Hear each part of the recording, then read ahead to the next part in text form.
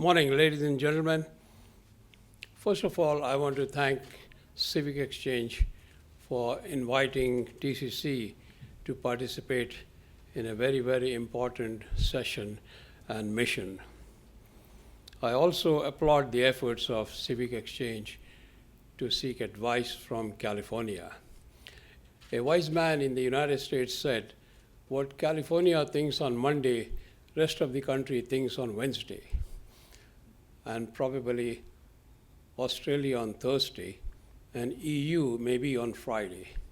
So you went to a right place to seek advice, as it is documented, and you will experience the changes very soon on that. I revive my days when I used to live here in '74.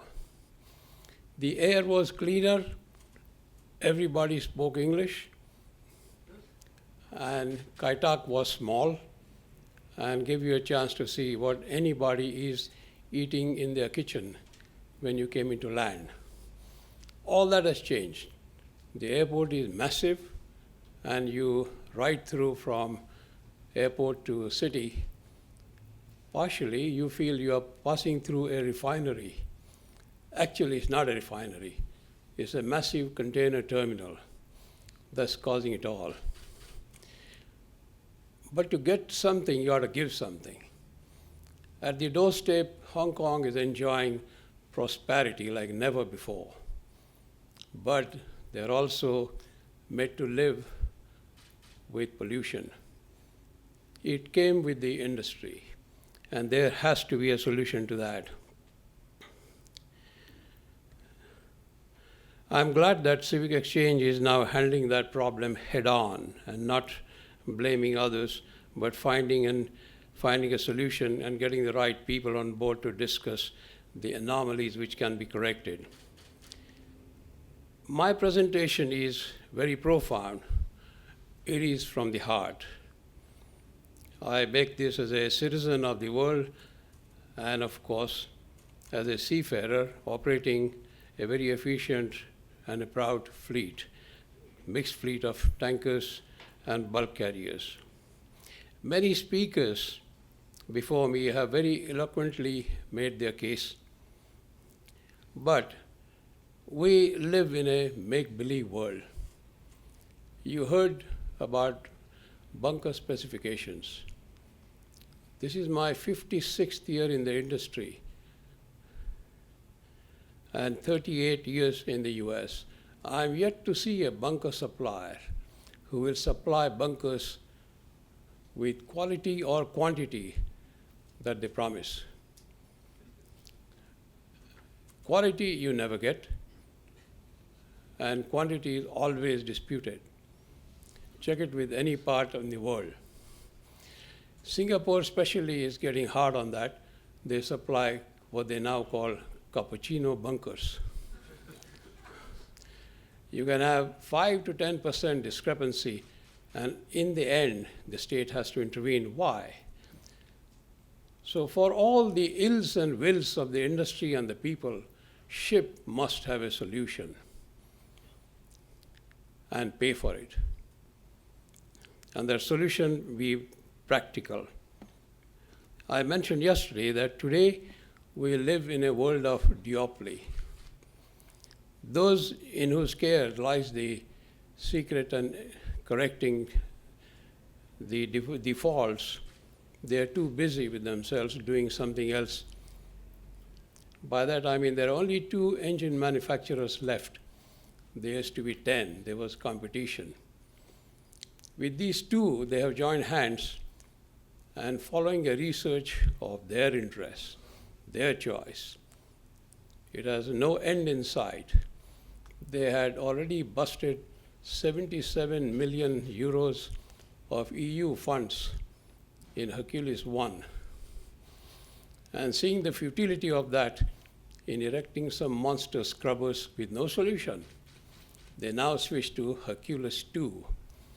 And they're now tinkering with the very process of combustion, delaying ignition, retarding ignition, advancing ignition, introducing steam, water. There's no end in sight. And there's not a solution to NOx. The industry got wary of it and taking sulfur out of the fuel. You cannot credit an engine maker for that. It is the industry's initiative and the people. I would even credit the EPA in the United States for it. Be that as it may, my presentation is brief, but like I said, it'll set you to think there are solutions available. This page, which is before you, is in fine print, and I will leave that to you to know more about TCC and the dynamic head of the owning company, third generation Koo family, who has pledged his own funds when the engine makers chose not to support. I am very happy to report to you 5 years of intense research in the University of Southern California in Los Angeles. The research started on 17th of May 2010, and as we speak, the research part is over. We're now heading to implementation stage. Tests have been carried out already on one ship. They were very successful. Initially, we had to prove that the modifications will survive the enormous pressures, vibrations, and temperatures in the combustion chamber. I will speak more on that as we proceed. Making the case, I would like to mention the planet is in peril. There are people who still don't believe that is true. But believe me, it is happening at a pace we may never be able to correct. But how did we get here? There are many reasons, but I would just concentrate on there have been sustainability defaults. They are around us and they surround us, and they're going unnoticed. Call it politics or whatever, but choice of right technology is not being made, in whose care there is the know-how and the funds available. Industrial growth and insatiable thirst for energy, as you see in Hong Kong and the neighboring areas. There was some reckless industrial growth that increased demands on energy, and atmosphere, environment was neglected. We are coming together now. I would like to concentrate more on the role of the fossil fuels and who is responsible for it. In the merchant ships, or ships anywhere for that matter, primarily powered by slow-speed two-stroke marine diesel engines, very, very low grade of fuel and inefficient process of combustion continues to be used. You will laugh if I tell you that the combustion process has not changed or improved since 1892, when Rudolf Diesel invented the engines. Not much. If you look at the fuel efficiency and the emission abatement, GCC launched the research project with USC, with some of the world's best scientists there, to do what? To examine the traditional fundamentals of combustion. How does combustion take place in a diesel engine? That was revisited, and as I said, there are some of the top scientists in the university. When the engine makers showed no interest, Mr. Koo, Kenneth Koo, third generation, he decided to embrace the academics, the brains. And these are real brains because they are assisting the Department of Defense in the US for alternate fuels. You name it, they have it. They're responsible for GPA and things like that. So that's where the talent is. What was examined was the traditional compression ignition. We are all used to that. A given mass of air is compressed, and in that process, tremendous heat is generated as it is compressed 22 times.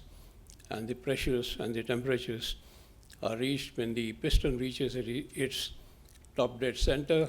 10 degrees before it gets there, fuel is injected, which explodes, pushes the piston down.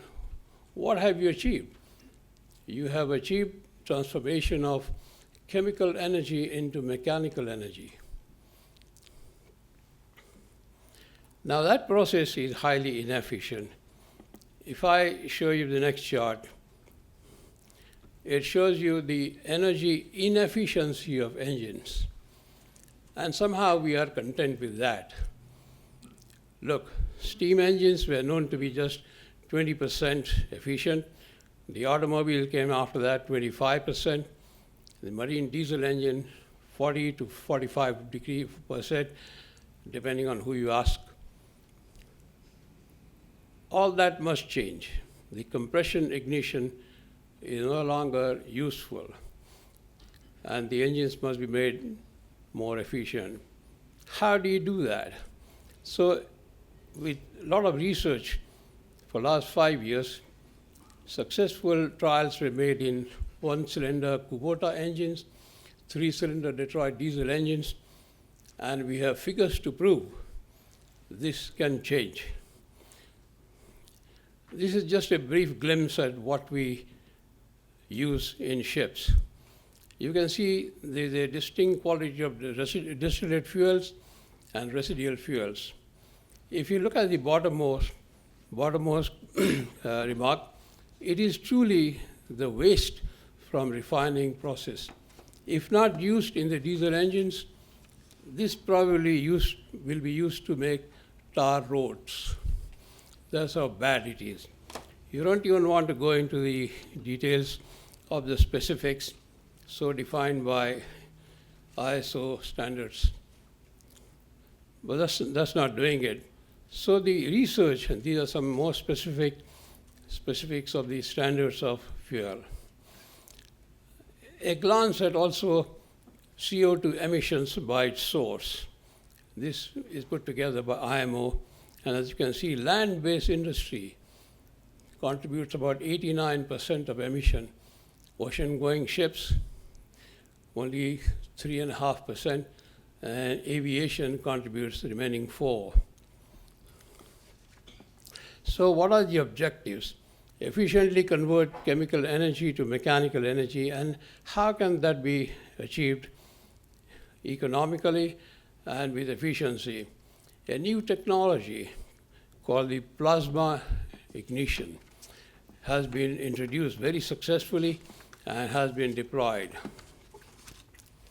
in the lab environment. We learn from nature. As you know, the intergalactic space is filled with plasma. Scientists even call this the fourth matter. And we all are used to some lightning, thunder as a result of variations in electrical charges.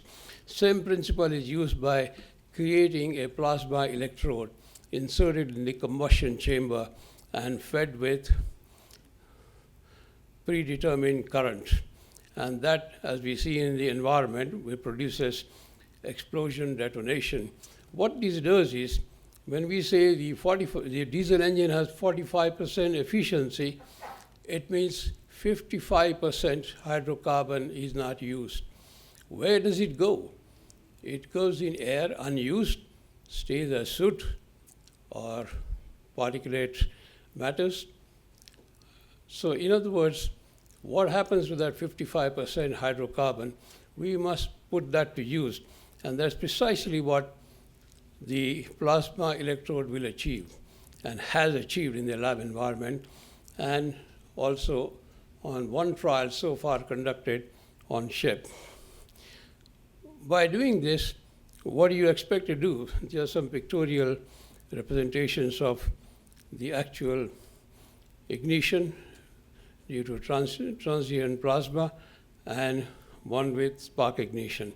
You can see in the bottom part the enlarged release of energy as a result of plasma ignition. Plasma does not depend on heat.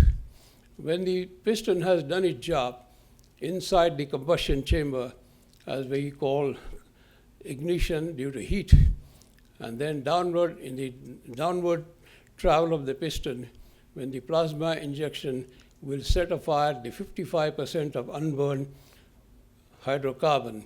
That is additional power. You have to restrict the power generated in a cylinder so it will not fracture the parameters set on the cylinder liners or the cylinder head. That is achieved by controlling the injection of fuel inside the combustion chamber.